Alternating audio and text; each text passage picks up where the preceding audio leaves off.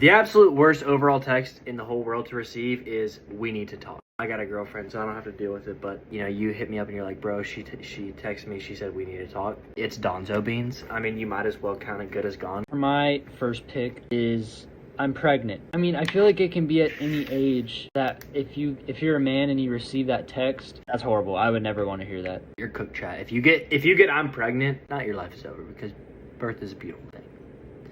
But if receiving the text "I'm pregnant" unwarranted from somebody that you're not married to.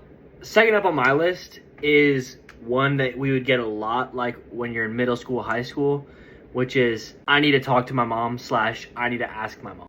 If they ever say that, the answer is no. Like, if I ever wanted to come sleep over at a friend's house, and like maybe they just wanted to dodge it and they like didn't actually want to hang out, and so they're like, "Let me ask my mom."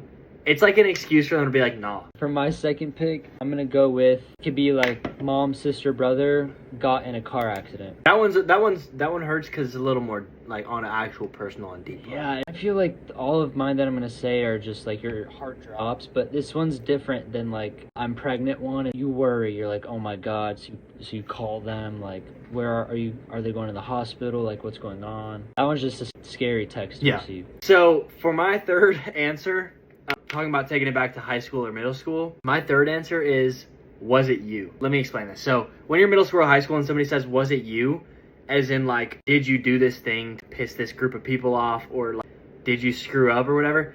Even if you're not the one that did it, you just got brought into a pool of drama. For my third pick, I'm going to go with when a guy or a girl sends a guy a love note, a love paragraph over text, and the guy responds with 8-ball. That's so, like, that's like one of those things, like, you grab a knife and it's just like like, you just, like, fall back a little bit. Yeah. I will say, that's probably the best game of 8-ball you're ever gonna play. You play that. You might win play on the the first 8-ball. try. Here's my take on that is I think you try and play it out. If you can clear the full board in one turn, then you send it. If you mess up, swipe up as quick as you can and never send it. All right. For my number 4 and my final one, it's going to be you got Venmo. You're out eating with the boys or you're out eating with the girls. You guys are going to get a pedicure, whatever. You feel like every time your friends pay for your stuff, for some reason, it just feels like you just saved like $1 million.